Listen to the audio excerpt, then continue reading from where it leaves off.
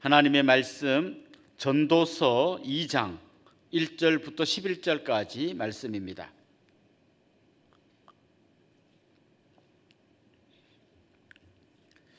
전도서 2장 1절부터 11절까지 저와 여러분이 한 절씩 같이 읽고 11절은 한 목소리로 읽겠습니다. 나는 내 마음에 이르기를 자 내가 시험 삼아 너를 즐겁게 하리니 너는 낙을 누리라 하였으나 보라 이것도 헛되도다. 내가 웃음에 관하여 말하여 이르기를 그것은 미친 것이라 하였고 희락에 대하여 이르기를 이것이 무슨 소용이 있는가 하였노라. 내가 내 마음으로 깊이 생각하기를 내가 어떻게 하여야 내 마음을 지혜로 다스리면서 술로 내 육신을 즐겁게 할까? 또 내가 어떻게 하여야 천하의 인생들이 그들의 인생을 살아가는 동안 어떤 것이 선한 일인지를 알아볼 때까지 내 어리석음을 꼭 붙잡아 둘까 하여 나의 사업을 크게 하였노라. 내가 나를 위하여 집들을 짓고 포도원을 일구며 여러 동산과 과원을 만들고 그 가운데에 각종 과목을 심었으며 나를 위하여 수목을 기르는 삼림에 물을 주기 위하여 못들을 팠으며 남녀노비들을 사기도 하였고 나를 위하여 집에서 종들을 낳기도 하였으며 나보다 먼저 예루살렘에 있던 모든 자들보다 내가 소와 양떼의 소유를 더 많이 가졌으며 은근과 왕들이 소유한 보배와 여러 지방의 보배를 나를 위하여 쌓고 또 놀이하는 남녀들과 인생들이 기뻐하는 처첩들을 많이 두었노라.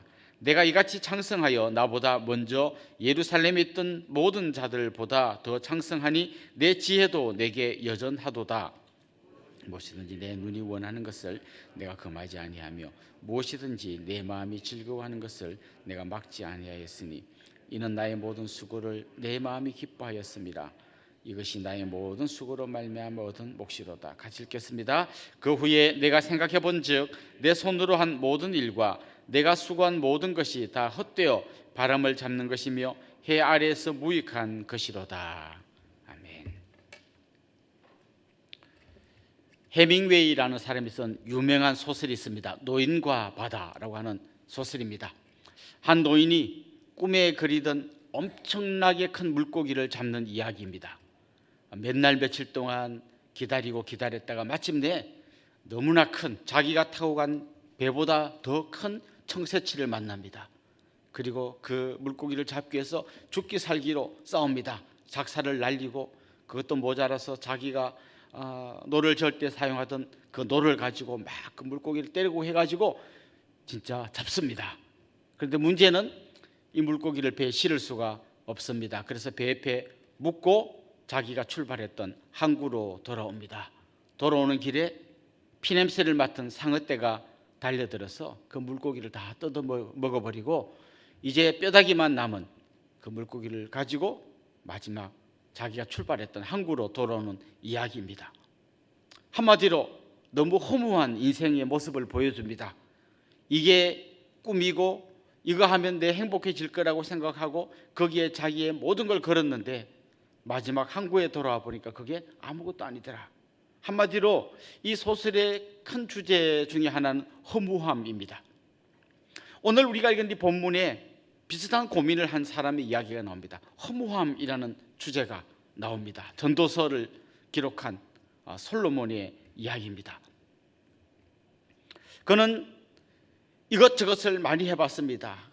지혜의 왕이었고 권력이 있었고 또 부귀 영화를 누렸습니다.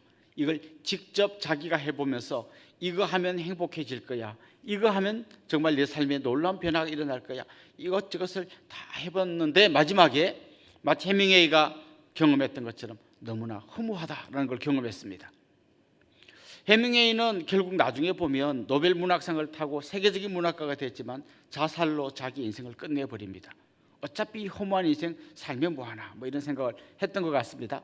그러나 오늘 이 본문을 기록한 전도자는 허무한 걸 아는 걸로 끝나는 게 아니라 그렇다면 허무하지 않고 진짜 내 인생에 참된 복을 주는 건, 참된 행복을 주는 건, 참된 기쁨을 주는 건 뭘까? 이걸 굉장히 고민했습니다. 그리고 그걸 이 전도서를 통해서 알려줍니다. 여러분이 만약 나처럼 따라 살다 보면 결국 여러분도 허무한 인생을 살게 될 겁니다. 그러니 그렇게 살지 마시고 내가 그걸 다 해보고 깨달은 놀라운 지혜를 여러분에게 알려줄 테니까 그 지혜를 따라 사십시오. 이게 전도서의 중요한 주제입니다. 그런 여러 가지 것들을 시도해 보았습니다. 그래서 전도서의 큰 흐름을 보면 나는 이런 주제를 갖고 뭔가를 해봤다. 그리고 어떻게 했는지 구체적으로 쭉 이야기한 다음에 해봤는데 다 헛된 것들이다. 이런 식의 이야기를, 그런 이야기 하나 끝나면 또 그 다음에 나 이런 거 해봤는데 헛되다. 나 이거 해봤는데 헛되다. 이걸 계속해서 반복해서 이런 패턴으로 이야기를 합니다. 약 18번 정도 그가 계속해서 이런 이야기를 하고 있는 게 전도서의 내용입니다. 혹시 여러분 어릴 때 스무고개 이런 게임 해봤습니까? 어떤 분이 문제를 내죠. 정말 내가 아는 것 중에 가장 변화무쌍한 겁니다. 뭔지 알아맞혀 보십시오. 그러면 이제 사람들이 대답을 합니다. 혹시 먹는 겁니까? 아닙니다. 그러면 그가 알고 있는 수많은 답 중에 먹는 거는 다 아닌 걸로 다 뺍니다. 그럼 먹는 거 빼고 나머지 갖고 또 질문을 합니다. 만질 수 있습니까? 만질 수 없습니다. 그럼 만질 수 있는 모든 걸 다 뺍니다. 혹시 사람입니까? 아닙니다. 사람 다 뺍니다. 식물입니까? 아닙니다. 동물입니까? 아닙니다. 이것저것 다 빼고 이제 점점 범위가 좁아집니다. 그럼 변화무쌍한데 사람도 아니고 식물도 아니고 동물도 아니고 만질 수도 없고 먹는 것도 아니고 뭘까? 막 하면서 이제 점점 좁혀져 옵니다. 그러다 이제 마지막쯤 오면 혹시 흰색이나 회색입니까? 맞습니다. 알았습니다. 구름이죠. 맞았습니다. 이렇게 우리 스무고개 하잖아요. 그것처럼 지금 이 전도서의 흐름도 비슷한 거예요.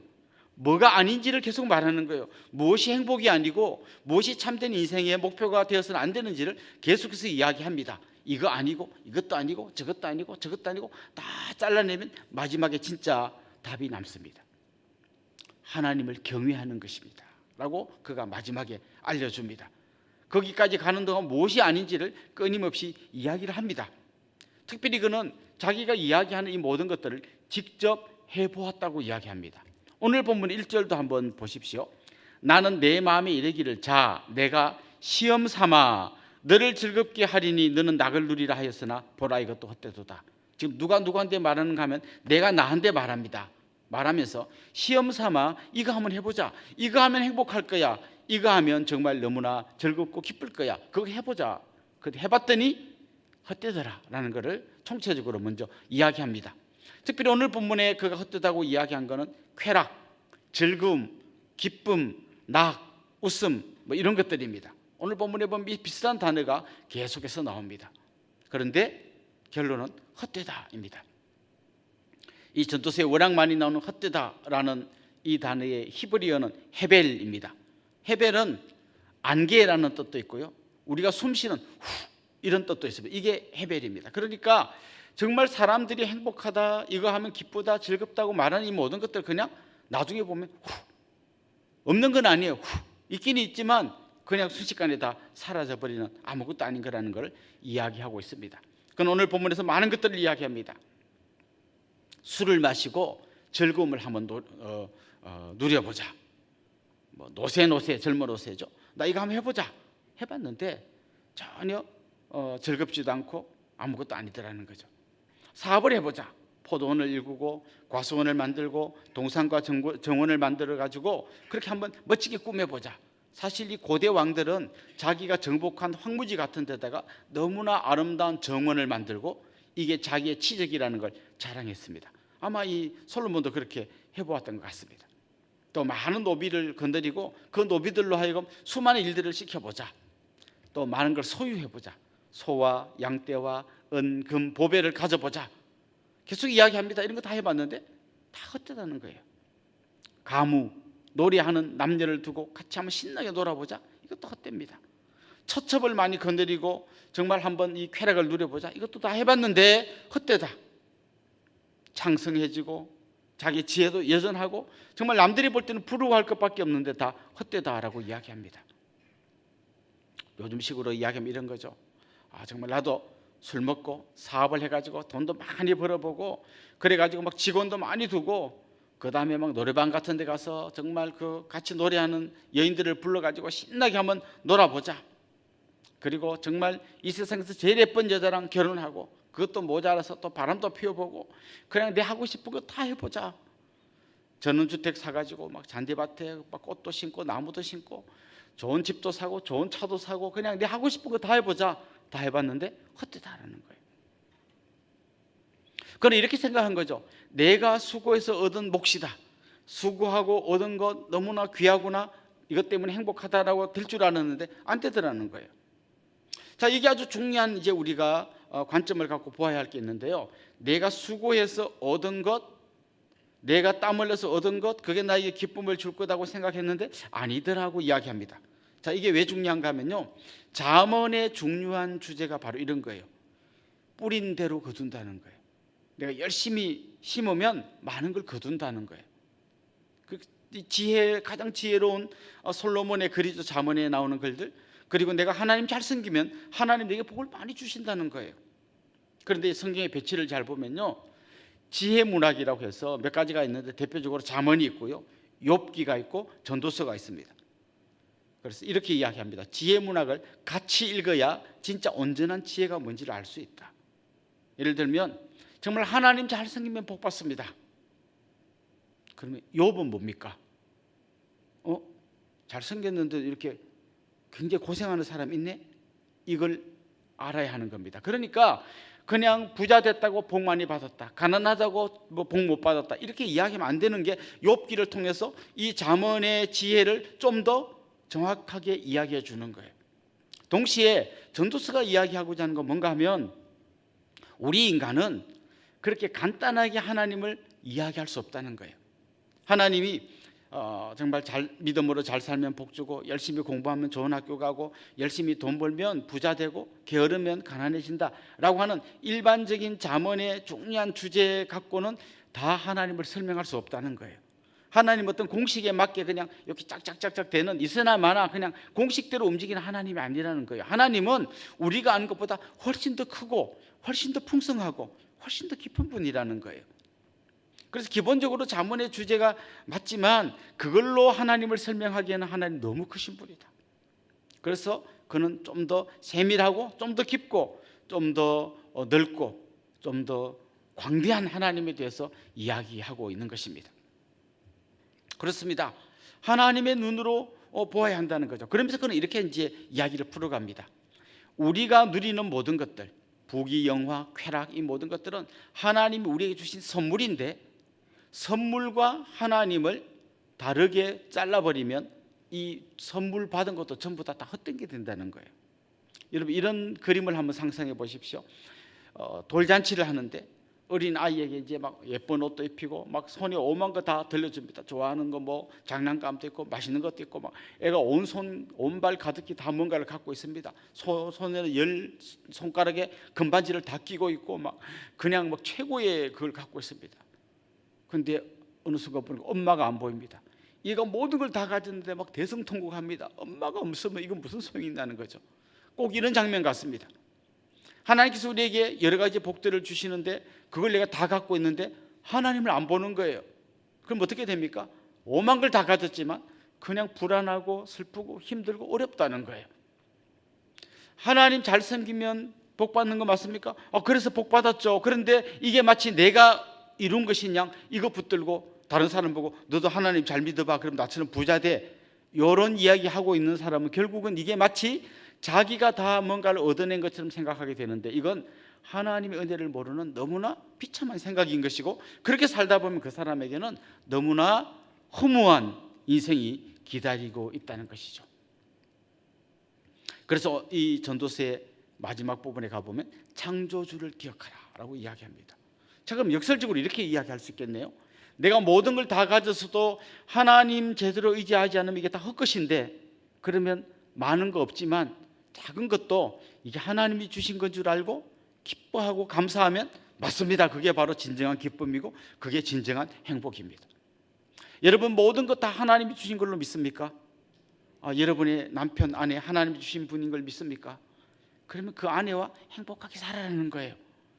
큰 부자 아니지만 하나님이 주신 건강도 있고 뭐 재벌은 아니지만 그래도 월급도 받고 그렇게 살면 그게 하나님 주신 복인 줄 알고 행복하게 살면 행복한 사람이 된다는 거예요.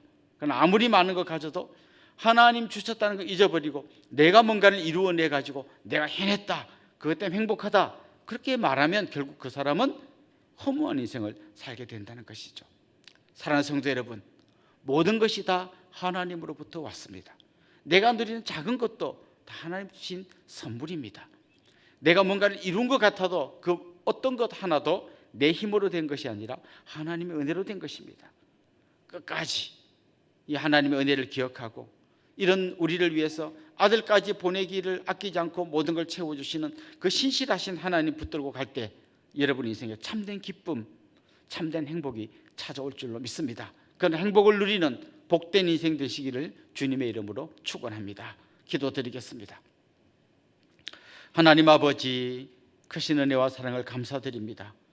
뭔가를 이루고 남들이 이루지 못한 걸 내가 성취할 때에 그게 진짜 행복인 줄 알고 그걸 향해서 죽을 힘을 다해 달려가지만 마지막 항구에 도착해 보면 아무것도 남지 않은 헛된 인생임을 깨닫게 된다는 걸 이 전도서를 통해서 배우게 됩니다. 하나님 아버지, 기도합니다.